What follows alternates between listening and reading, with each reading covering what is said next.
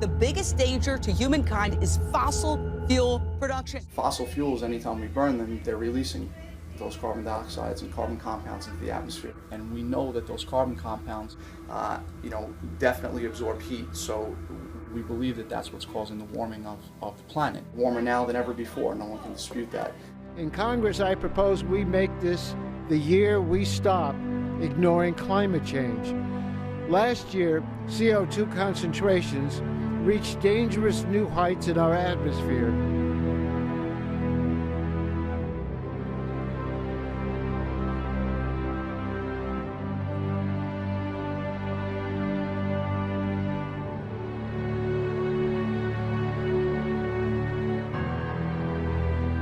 From 1971 to 2009, because of fossil fuels, 64 gigatons of greenhouse gas emissions have occurred, along with 1.84 million air pollution-related deaths.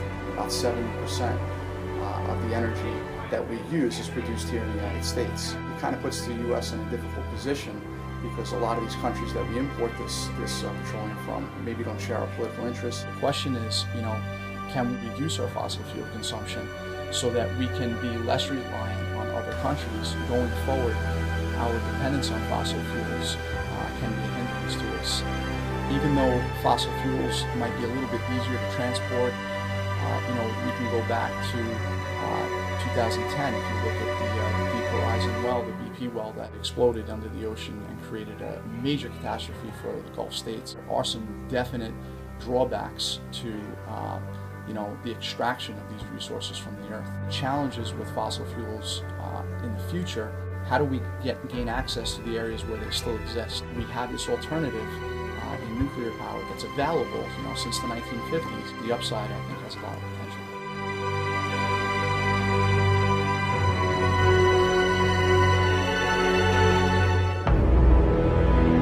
Only dream I've ever had. The stars of the sun. Every time I shut my eyes, it's always the same.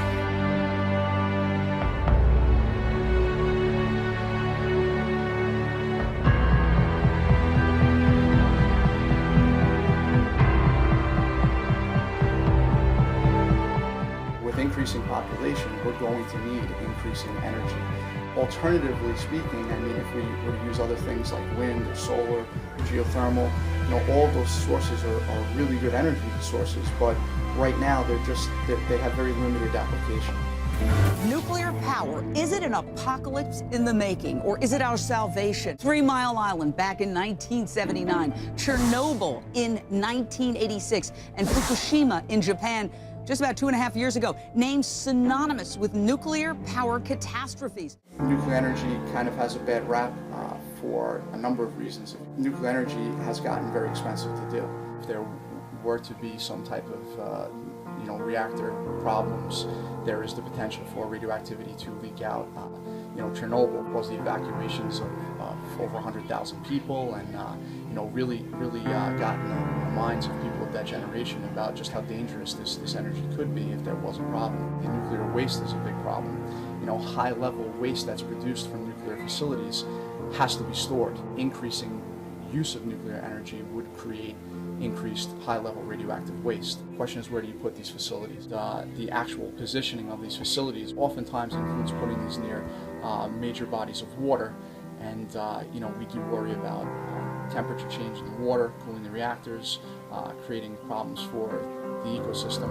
But has the fallout from these horrors been over-exaggerated in the public's mind? Are the fears about meltdowns and radiation overblown? Is nuclear power actually safer than solar power? Many countries do use nuclear energy. A country like France, for example, 70% of their power is produced through nuclear energy with virtually zero incident. Currently, in the United States, about 20% of our energy production is nuclear. Population is going to increase. The demand for energy is always going to be there because of the fact that we're so concerned about carbon emissions from the traditional burning of fossil fuels.